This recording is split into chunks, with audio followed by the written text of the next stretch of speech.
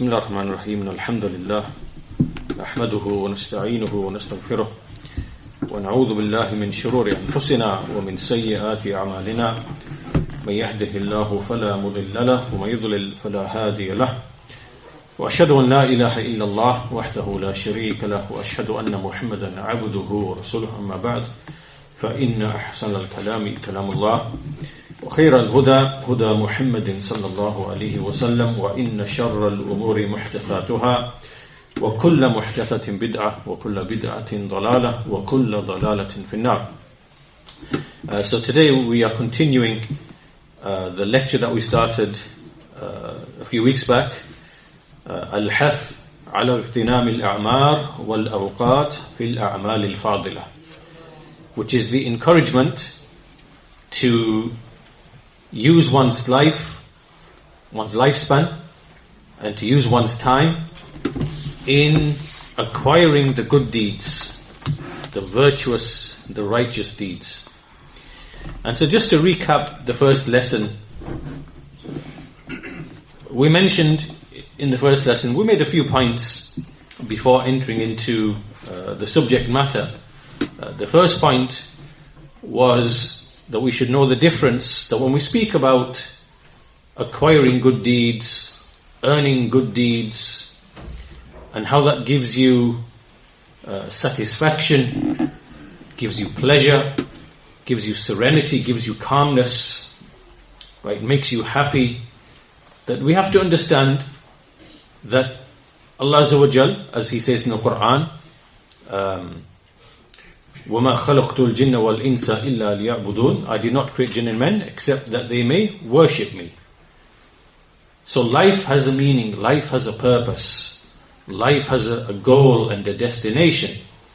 And there is a truth. The truth is, none has the right to be worshipped except Allah alone. And so as part of that, Allah Azza wa Jal has obviously sent us guidance. But the other view is that there's no meaning, and there's no purpose, and there's no direction. So each person on his own, he has to sit and think and work out his own meaning, to devise his own meaning. Right?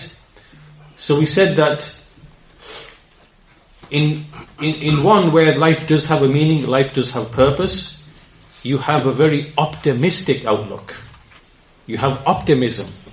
Optimism means that you are positive, and you have a positive outlook, and you have good thoughts, you have good anticipations, you anticipate reward in the hereafter. You know that your deeds are not in vain, right?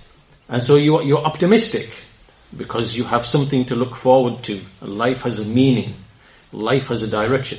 On the other hand, when you look at like atheism, naturalism, and there's no meaning, there's no purpose, and these philosophies, they exist. There's nihilism, there's existentialism. These are philosophies that men think of to try and make sense of life without guidance from Allah, without revelation from Allah. And so they try to make sense of life, and they come out with different ideas.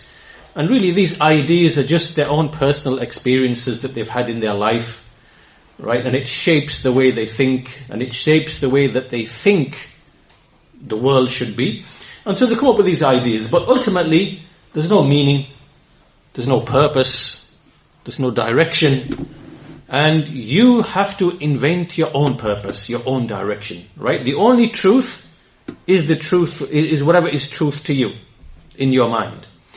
And so these people, they have a very pessimistic outlook. Pessimistic means it's very negative and, very speculative, and you're always looking at the most negative, thing.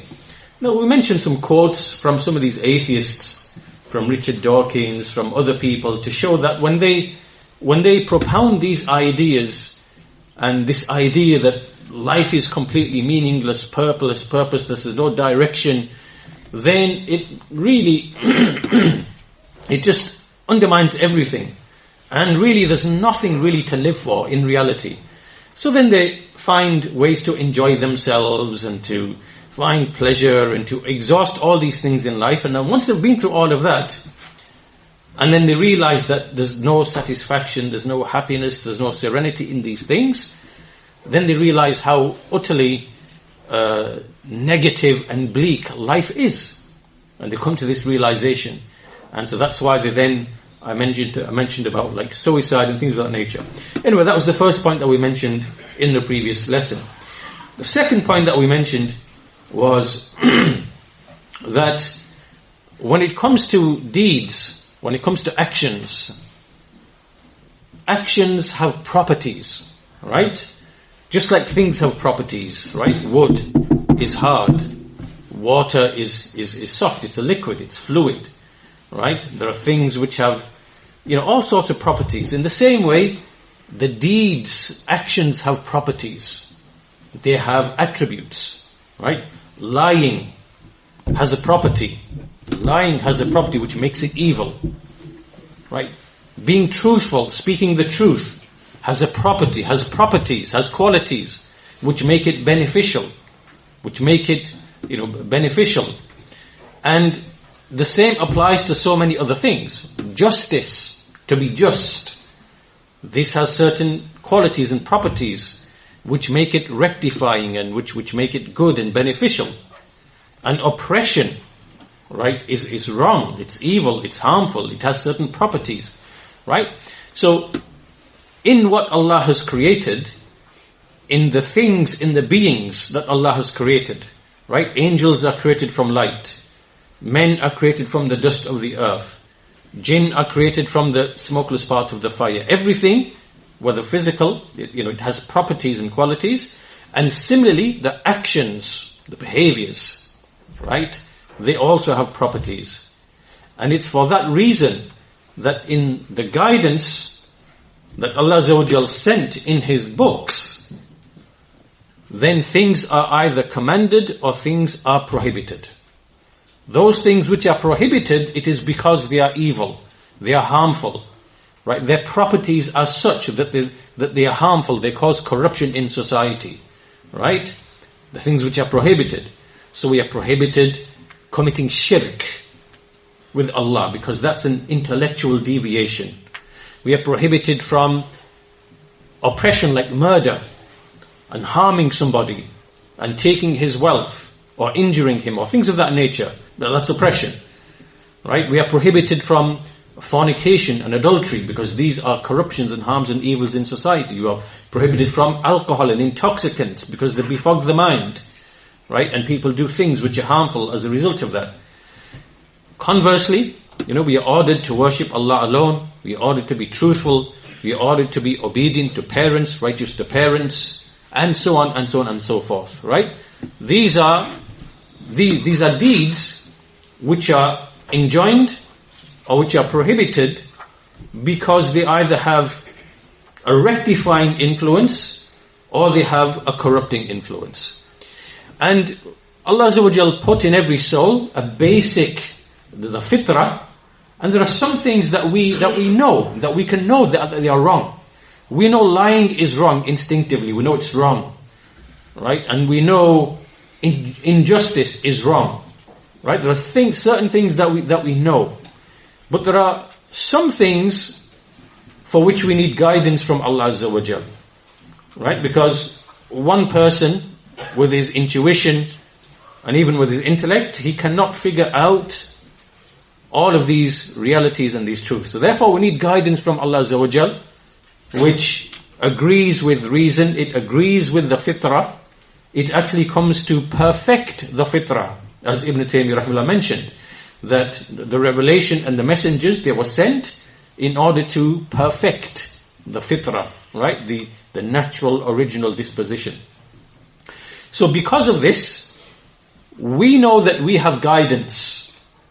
Unlike the people of philosophy, the naturalists, the atheists, because they are left to their own devices, they are left to their own intellects to dream up and to think up and to invent whatever they think, right? But we have guidance from Allah Azza wa Jal, which liberates us and frees us Right? We are liberated by way of this guidance. It's not like what they say, that you are in chains, you are in shackles, you can't do this because this is haram, that's haram, that's haram, you have to do it. No.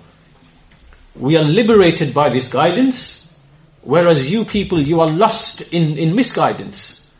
Right? You are lost in this misguidance. That was the second point that we mentioned, and the third point is that the righteous deeds, therefore, that we are discussing in this lecture, the righteous deeds, the virtuous deeds, these are deeds that we do, which are worship of Allah. We by it, we remind ourselves, it's remembrance, it's dhikr, it's prayer, it's voluntary fasting, it's charity, it's these types of things which bring benefit to ourselves, first of all.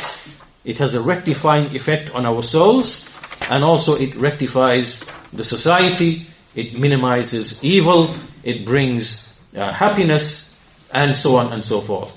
So we mentioned those points, and then the Shaykh, Hafidhahullah, mentions verses from the Quran.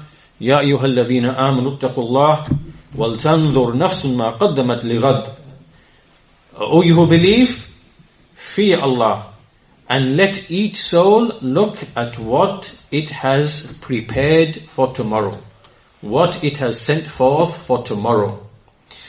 And likewise, Ya ayyuhal ladhina amanu la tulhikum amwalukum wala awladukum an dhikrillah. O you who believe, do not let your wealth or your offspring to divert you from the remembrance of Allah.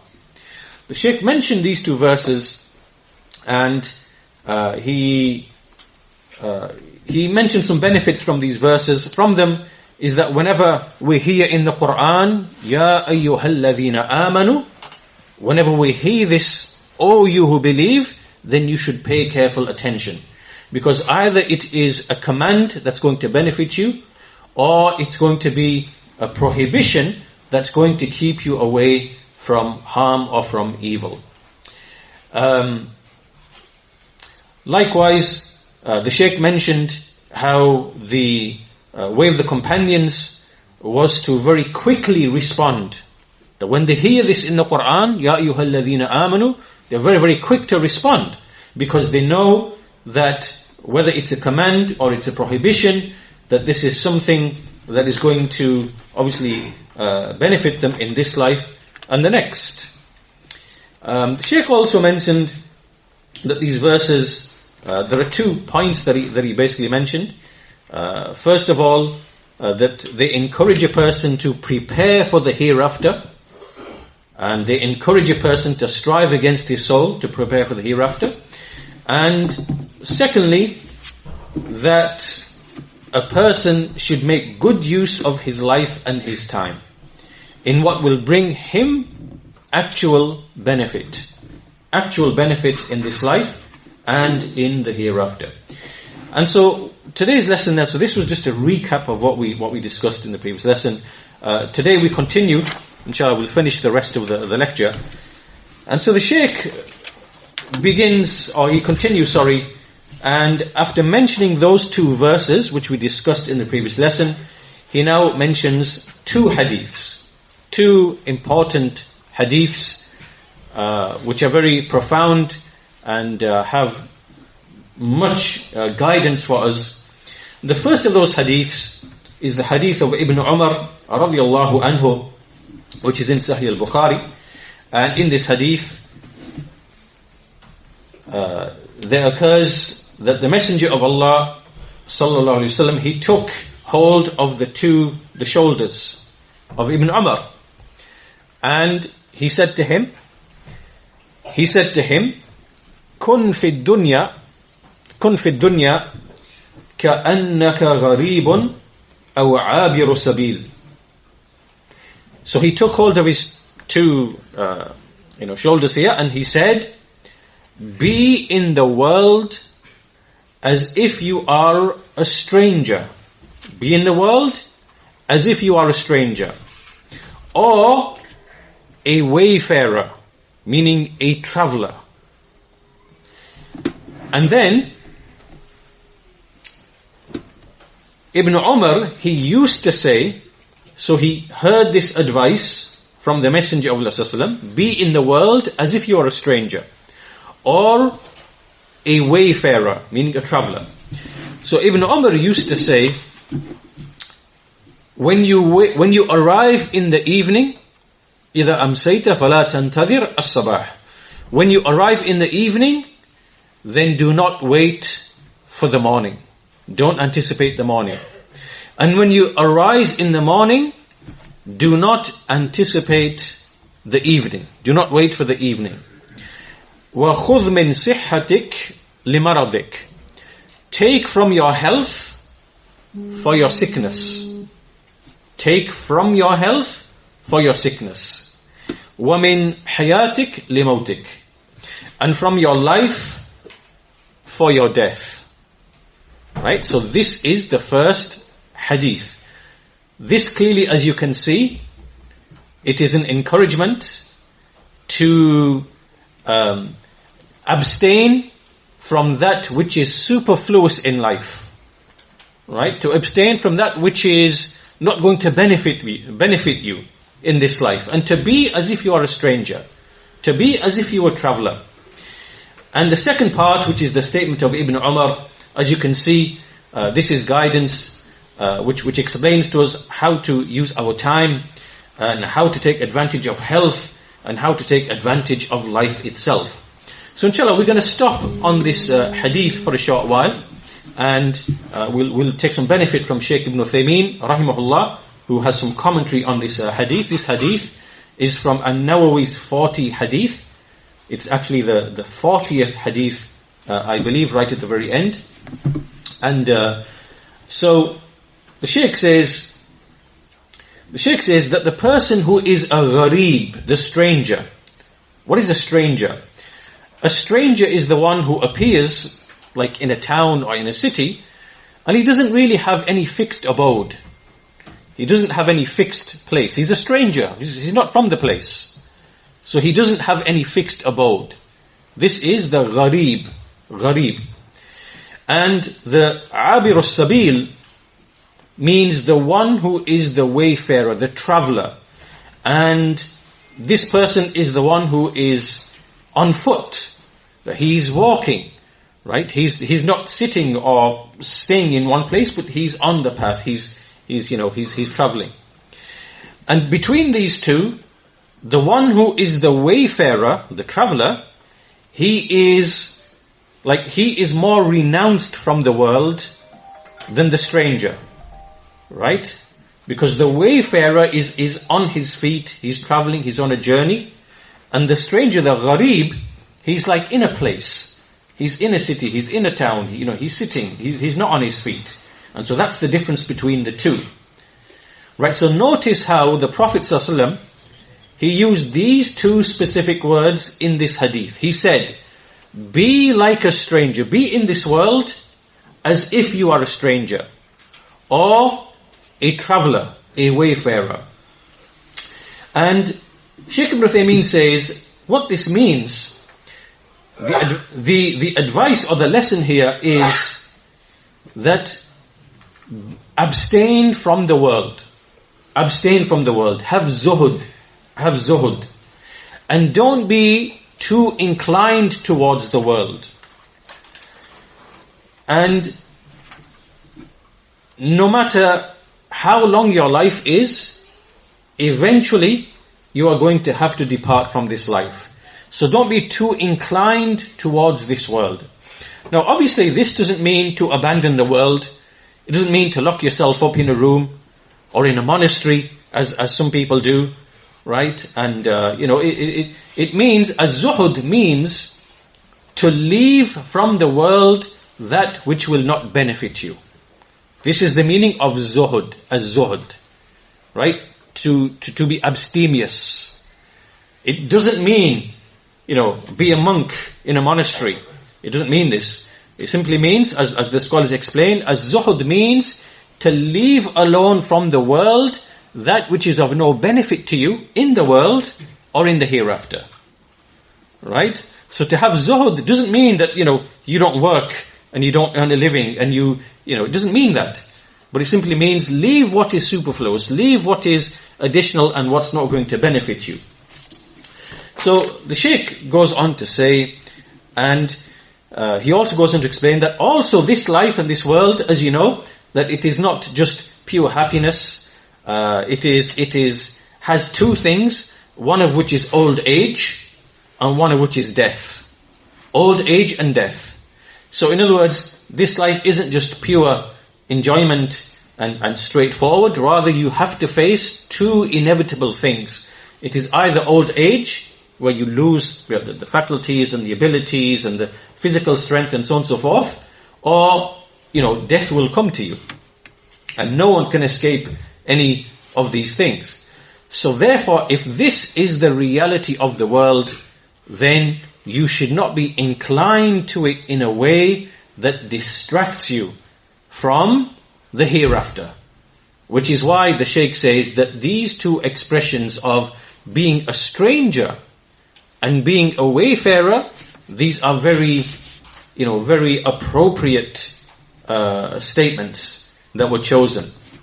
Likewise, the statement of Ibn Umar radiyallahu anhuma, who used to say, when you arrive at the evening, don't expect to be there in the morning. And when you arrive in the morning or arise in the morning, do not wait or look at the evening. Take from your health for your sickness, and take from your life for your death. So the Shaykh goes on to say that the meaning here, there's two meanings. There are two meanings or interpretations. The first of them is that if you have some action or deed to do before the morning, then they don't wait for the morning. Do it now, get it done now. Right? Don't put it off. Because what will happen is that when you reach the morning, you'll say, you know what, I'll leave it till the evening. And then when you reach the evening, you'll say, I'll leave it till the morning. Right? So this is, you're just delaying beneficial deeds or things that will benefit you unnecessarily. Right? And likewise, the other way around, when you arrive or when you arise in the morning, don't look to the evening. Meaning that if you have something to do in that morning, then do it. Don't put it off to the evening, because then you'll say, oh, well, I'll do it in the morning, the next morning. Right? So this is the first benefit from the statement of Ibn Umar. This is one interpretation. Don't delay things. If you've got something to do it now. Get it out of the way. The second interpretation is that when you arrive in the evening, don't expect to reach the morning, which means that you could even die before you reach the morning, or you could die before you reach the evening. So this we know from experience, as the Shaykh says. How often do we see or do we hear of a man who leaves his house in the morning and he says, I'll be back home for dinner, I'll be back home for supper, now I'll see you in 10 minutes, and off he goes in the car, whatever it might be, and he ends up dying. From any number of different reasons. It could be because of health, right? Sudden death. It could be because of an accident in a car. It could be for whatever reason. He gets knocked over by a car or something, or he himself is in a crash or something, or whatever it might be. People die from all sorts of unexpected things. People get struck by lightning, right? People have freak accidents, and they think it could never happen to them. So, this is the second meaning, which is that when you arrive in the evening, do not expect to be living in the morning. And when you arrive or, you awake in the morning, do not expect to arrive, to be there in the evening. And, this is the second lesson or the second benefit from this hadith. And then Ibn Umar said, وَخُذْ مِنْ صِحَّتِكْ لِمَرَضِكْ. Take from your health for your illness, for your sickness.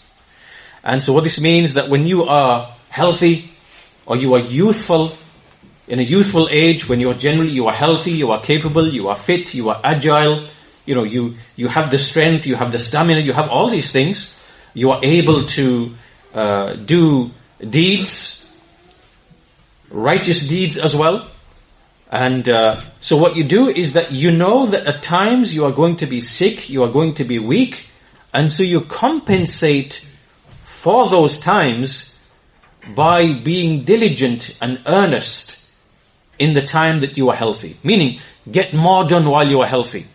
Don't be lazy. Don't sit around. Don't say, I'll do it in the evening. I'll do it. Do it straight away. Right? And acquire as much as you can of benefit while you have that good health. So therefore, take from your health for your sickness. Meaning compensate for the times of your sickness from your health, when you have good health. And also, وَمِنْ حَيَاتِكْ لِمَوْتِكْ, and take from your life for your death. So obviously, if you are living, able, capable, you have the ability to act. You have the ability to benefit yourself in this life and the hereafter. But when you die, as we know in the other hadith, when the son of Adam dies, passes away, all of his action is cut off, except for three. Either knowledge which he disseminated, which benefits people after his death, or recurring charity which he gave, whose benefit is recurring, it continues, right? Like a well which he dug, or a tree which he planted, which gives fruits to people, or something of that nature. And so he continues to benefit, right? That's his deed continuing after his death. Or a righteous son who supplicates for him. Right? So when death comes, all your deeds are cut off, they finish. Only these three continue. So that means that to prepare for death, take from your life for your death. Take from your life for your death. And obviously these brief words, these concise words in this hadith, in this statement of the Messenger of Allah ﷺ and the companion Ibn Umar, they have tremendous benefit.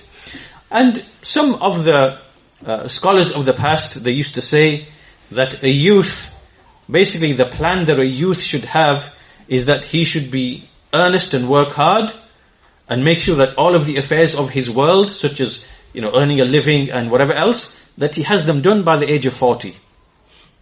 Right? And then from the age of 40, he just devotes himself to worship and ibadah and things of that nature, dhikr, remembrance, because he's now on his way towards death. From the age of 40, you're more than halfway there.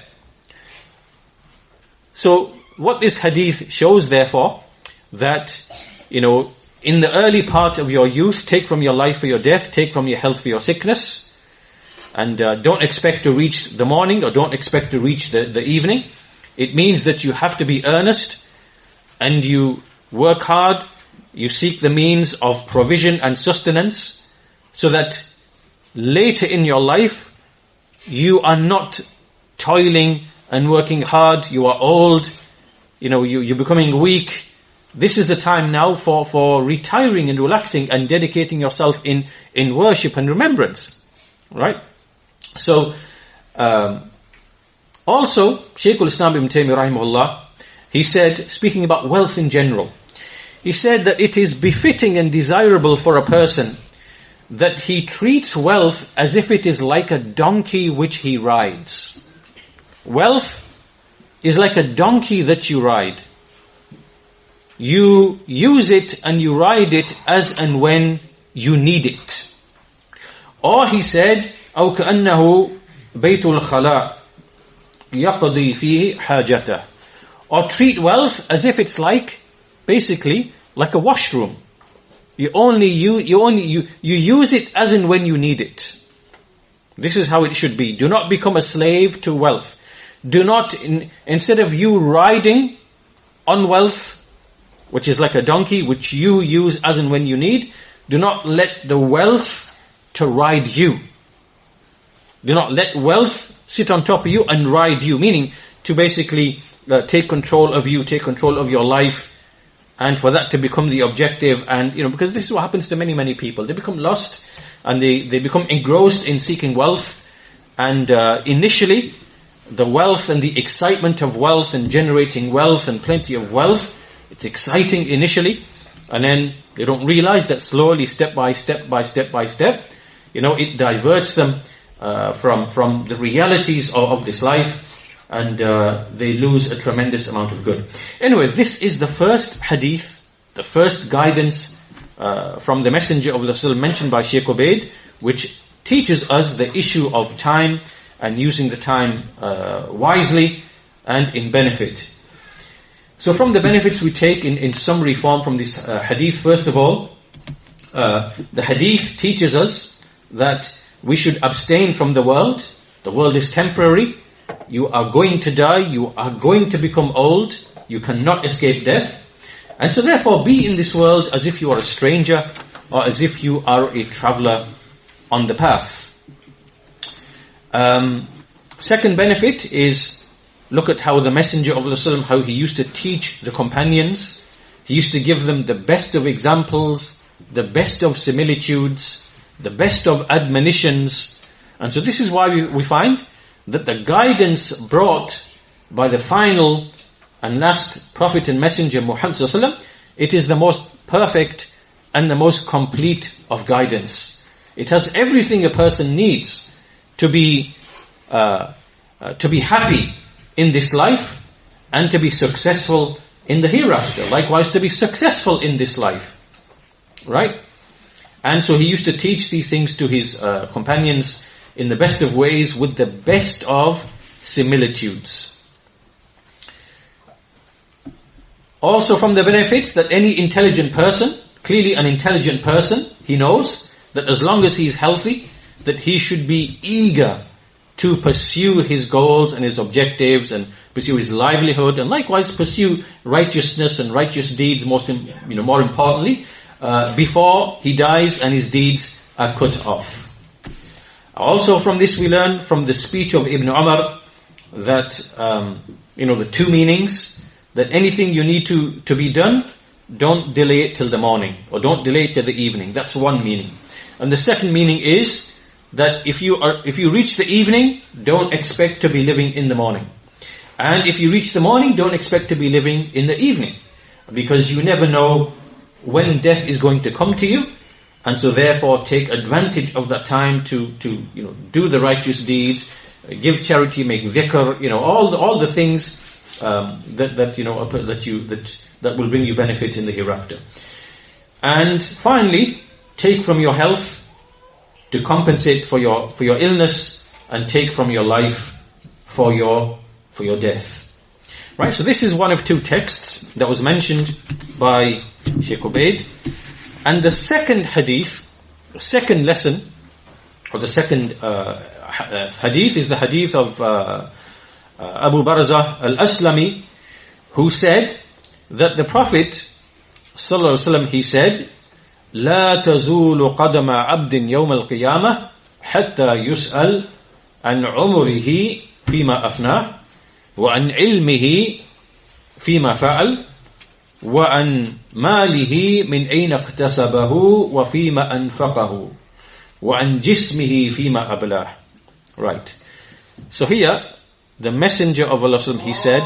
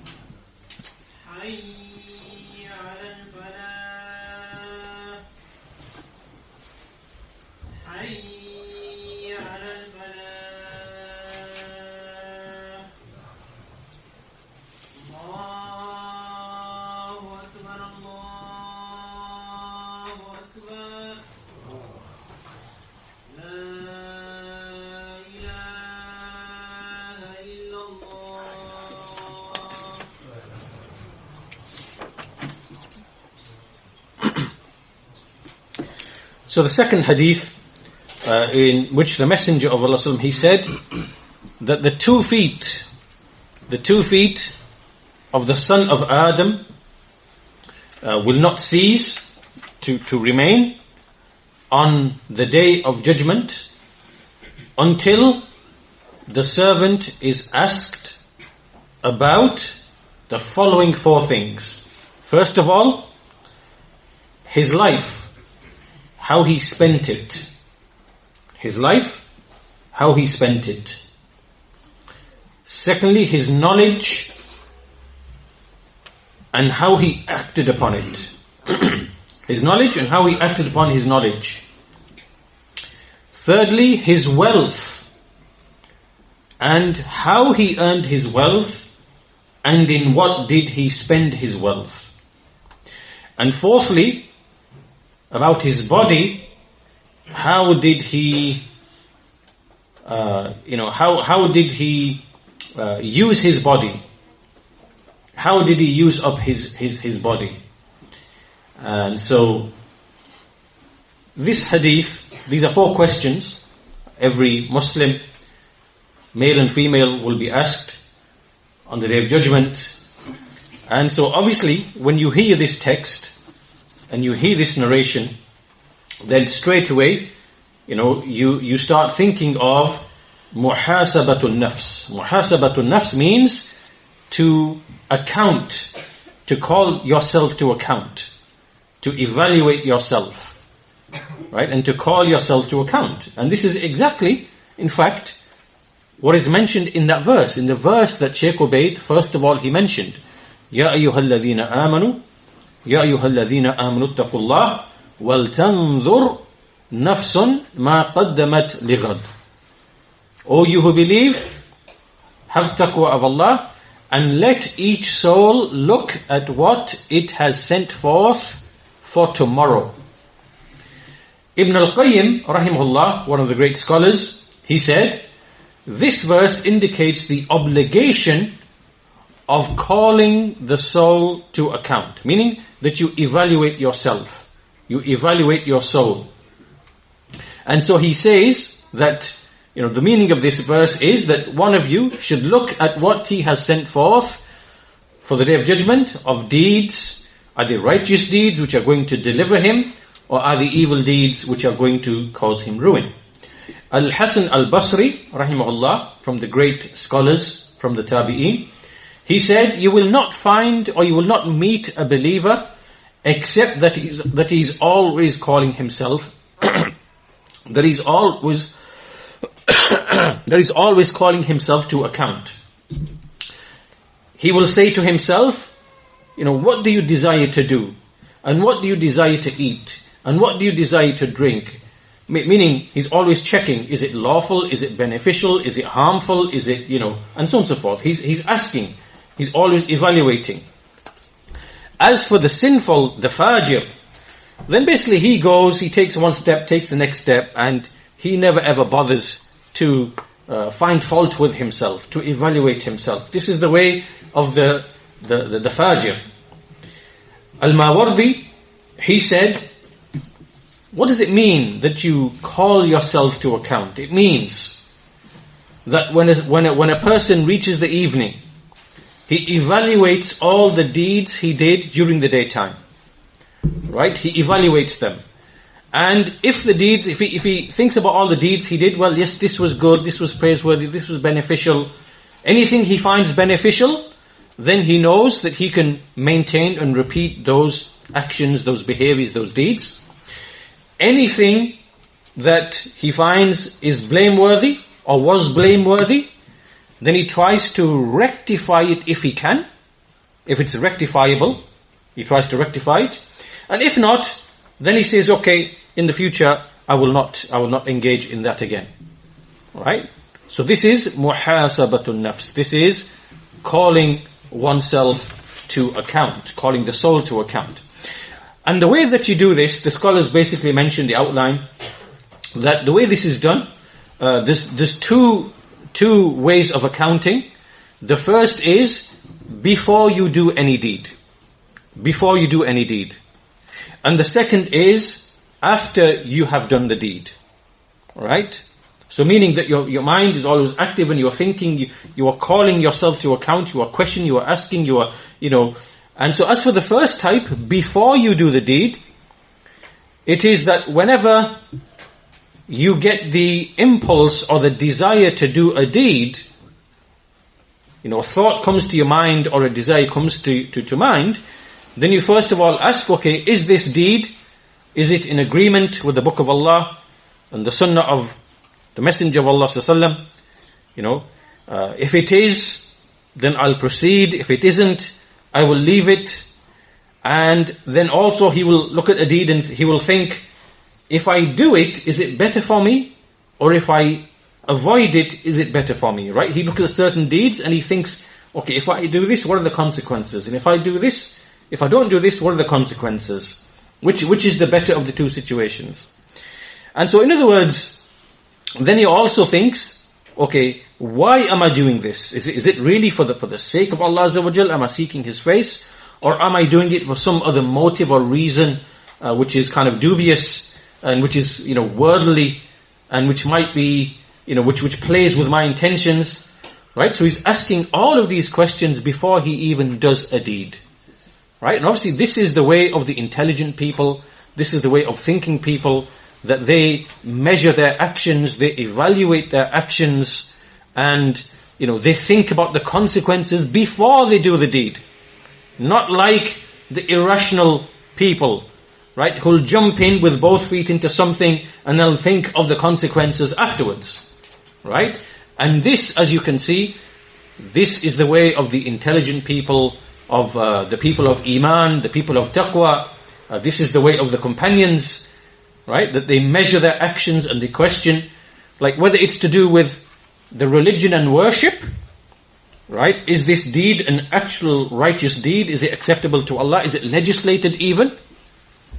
And am I doing it? Are my intentions sincere? Am I sincere?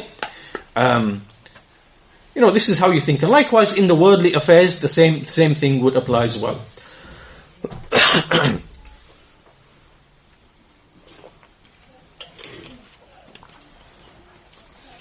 As for the second type, this now is after you have done the deed. So not only is it before the deed, it's also after the deed. You evaluate what you've done in the past, or you evaluate what you've just done. Because you're always trying to refine and, So, as for what you do after, when you call yourself to account afterwards, then this is in relation to a few things. First of all, you look at those things which are acts of obedience to Allah Azza wa Jal. Did you fall short? Were you negligent? Did you observe all of the things in that deed? Were you sincere? Did you have ikhlas? Were you following the sunnah of the Messenger of Allah sallallahu alaihi wasallam? Did you do it in the most proficient way possible? Because you can do things with excellence and proficiency. Did you maintain proficiency? So you maintain all of these things. This is in relation to obedience to Allah. So you call yourself account in those issues. The second issue is you call yourself to account in the things that you fell into, which are disobedience and which are harmful and which are detrimental. So, did you fix them by way of tawbah, by way of istighfar? Did you compensate for those evils by way of righteous deeds which wipe them out? Have you done that? That's the second area. The third area is, you ask yourself, was leaving that deed better for me than doing that deed? Because many deeds, many actions, it probably was better for you not to have done something than to have done something. And so you need to identify what those specific things were so that you don't repeat that, in the future. So that's the third thing that you are looking for. And the fourth thing that you're looking for also is, there are many things which are basically, they are not haram, they're not unlawful, they're not disliked, nor are they obligatory, nor are they recommended, they're just merely permissible. There are many permissible things. And sometimes you can engage in permissible things, and those permissible things might either be taken away from your time, or you might be losing the opportunity to turn them into good deeds. Now, for example, we know that pastimes and recreation of various types are perfectly permissible, right? You can exercise, you can keep fit, you can, you can take a stroll, on the beach or on a mountain or something like that. This is a permissible activity. There's no reward for it. But if you change your niyyah, your intention, and your intention is basically to preserve the body and to refresh the body and to revitalize the body so that the body remains strong and agile, as a result of which you intend that you are able to do more righteous deeds, and even into old age you maintain your fitness and your health and you can continue to do good deeds. If you have this lofty intention, if you have this lofty concern, then these actions turn into righteous deeds. These are normally just permissible deeds. There's no reward for them. But they turn into righteous deeds purely by way of the intention behind them. Right? Which means that even in the things which are merely permissible, always have a lofty, noble, good intention behind them. And it's an easy way to acquire good deeds. So this is calling yourself to account before and likewise after as well. Umar bin al-Khattab radiyallahu anhu, he used to say, "Hasibu anfusakum qabla an tuhasabu." He used to say, call yourselves to account before you are called to account. Before you are called to account. وَزِنُوا أَنفُسَكُمْ قَبْلَ أَن تُوزَنُوا. And weigh yourselves, meaning weigh your deeds. Evaluate your deeds and weigh them before you are weighed.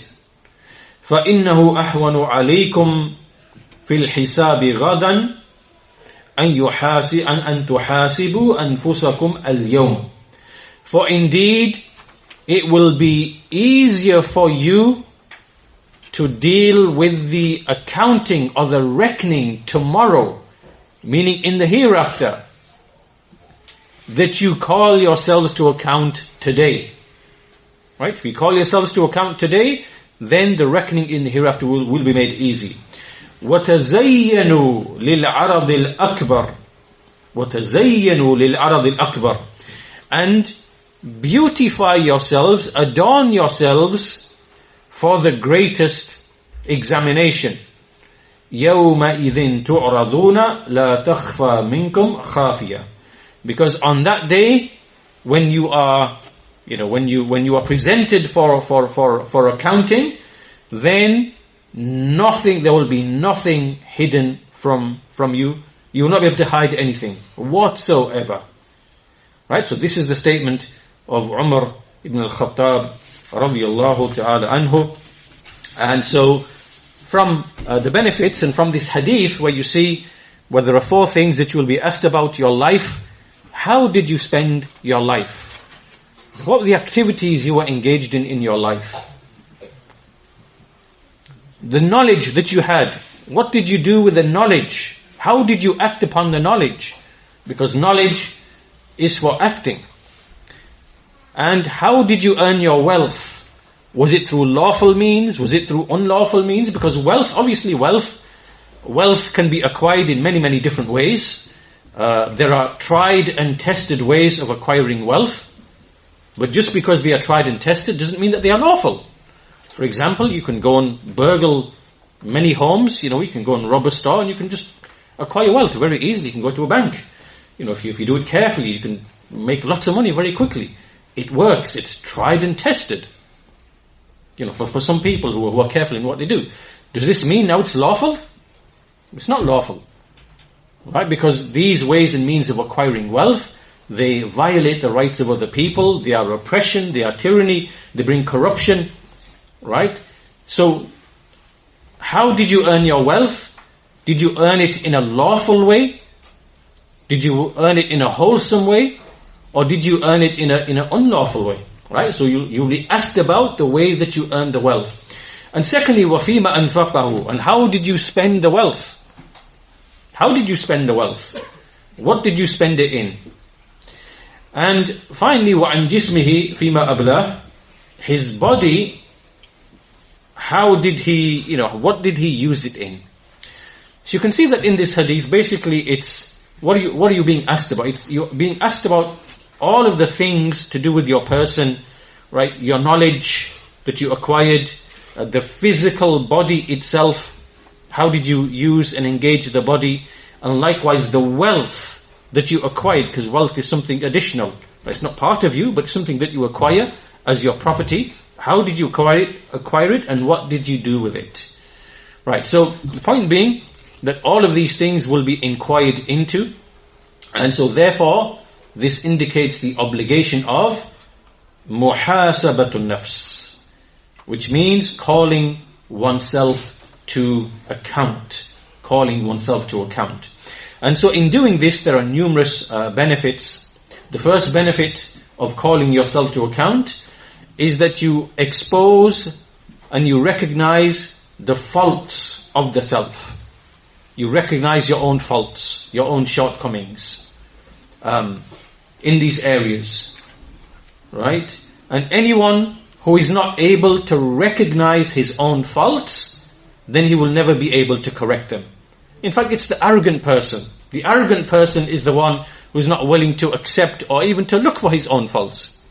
And we see, conversely, we see the way of the companions, as is narrated from Umar ibn al-Khattab, radiyallahu anhu, rahimallahu imra'an, may Allah show mercy to a man, ahda ilayya uyubi, who basically directed me to my faults. Right? So this is the way of the companions. May Allah show mercy to a man who directed me to my faults. And so one of the benefits, one of the great benefits of calling yourself to account, of evaluating yourself in the way that we mentioned, in the very deliberate and calculated and organized way that we mentioned, in the evening, evaluate yourself. In the morning, evaluate yourself. Dedicate a bit of time to do that. One of the benefits is you start recognizing the faults of your own self, your own, faults in your shortcomings, in your character, in your person, in your ibadah, in your ikhlas, in so many different things. The second thing that this points us to is it's an evidence of, preparing for and being fearful of and, not being ignorant and neglectful of the hereafter. And preparing to meet Allah Azza wa Jal. The third benefit is that when a person calls himself to account in this life, then it will be easier for him in the next. It will make things easy for him. Fourthly, it makes a person, because many people are basically heedless. They have ghafla. They just, proceed upon life not thinking about these things. It's just eat, sleep, drink, work, whatever it might be, wake up the next morning and repeat the same thing again. Eat, sleep, drink, relieve yourself, go to sleep, or whatever, and then repeat this. This is like and they don't engage in these, these behaviors and these actions which refine the soul, perfect the character, right? So by calling yourself to account, you free yourself from al-ghafla, meaning just being heedless, having no heed of anything. Similar to how animals, they only have the instinct enough to basically survive physically. Where's the food? Where's the drink? Where's the shelter? That's it. Beyond that, there's no thought, or there's no, conscious thought, because they're not created to do that. Whereas humans, men, women, they have the ability to think and they have the ability to, engage in these things. So a person, he shouldn't be heedless. He should seek to improve himself, keep away from sin, keep from disobedience, and try to seek ihsan, excellence, proficiency, in himself. Also from the benefits is that obviously by way of this you recognize your shortcomings and you are able to rectify them. Shortcomings in obligations, you are able to rectify them. And also in general, it allows you to recognize the right of Allah upon you. And if you do not know and recognize the right of Allah, who is your creator and maker and provider and sustainer and giver of life and taker of life and all those other beautiful names and attributes, then you won't recognize the right, and you will belittle that right. Right? So calling yourself to account is one of those things that allows you to recognize the greatness of this particular right.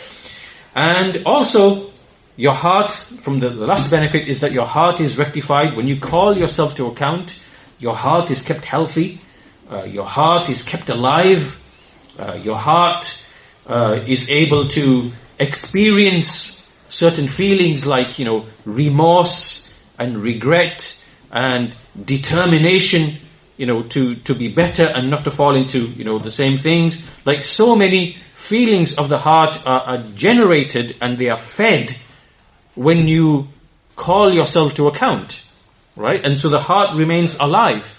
It remains alive. As opposed to, like we said, you just pass on through life, you eat, sleep, drink, go to bed, wake up again, and it's just, pleasure, pastime, this and the other, whatever. Your heart just over time, it just dies. It doesn't remain alive because of these poisons that come to it. So this is the second hadith that the Shaykh mentioned. And as you can clearly see, the verse that he mentioned at the beginning about looking at what you have presented for tomorrow, the hadith about, be in this world as if you are a stranger, or someone who's on someone who's on a journey, a wayfarer. Likewise, this hadith about being held to account, about these four things. Your life, the whole of your life, how do you spend it? Your knowledge, what you did with it. Your wealth, how you earned it, how you spent it. And your body, how did you engage it and use it. So the Shaykh is saying that these texts, therefore, O Muslim, is a strong encouragement and enticement to you to benefit from. And the fact that he has given you life, you still have life, you might be a youth, you have a life ahead of you, and he has given you good health, he's given you well-being. Likewise, he's given you all of what you find in your body, the heart, the tongue, all of these faculties of the hearing, the seeing, the ability to think, right? All of these are benefits, are bounties, are favors that you are being given. So you should call yourself to account, and you should ask these specific questions that we've mentioned here. And in all of this, there's going to be a benefit for you, and likewise reward for you. So therefore, make these preparations, or Muslims, to answer these questions. Make sure you are prepared to answer these questions on the Day of Judgment. And if you do that in this life, then inshallah ta'ala, the hereafter will become a lot easier. And as Allah subhanahu wa ta'ala, He said in the Quran, اقترب للناس حسابهم وهم في غفلة معرضون. Closer and closer comes to mankind their reckoning, but they are diverted away, by way of heedlessness. They are heedless. This is the way of most of the people of the earth. Most of the people of the earth, they are heedless. Right? They are ignorant of these realities. So we should not be from these people. We should be from those who prepare and, they engage in these types of things which are indicated in these texts. So that brings us to an end of this topic, the topic of using one's time, using one's life to engage in beneficial righteous deeds and to acquire righteous deeds, and to basically constantly evaluate yourself and to, examine yourself and scrutinize yourself, and to refine one's actions and to, This is the way of noble, upright, honorable people, and it's the way of humble people, because they're not arrogant, thinking that they are somehow perfect. Rather, they see in themselves extreme deficiency and plenty of scope for improvement. And if you don't have that scope for looking for improvement, then you will never advance and go forward, in iman, in taqwa, in righteousness, and so on and so forth. So with that, we'll conclude our lesson there today, and inshallah, we'll continue with the next lecture, or the next short lectures, inshallah ta'ala, the next time that we meet, in a couple of weeks' time, inshallah ta'ala. Walhamdulillahi Rabbil Alameen, wa sallallahu ala nabiyyina Muhammad wa ala alihi wa sahbihi ajma'in.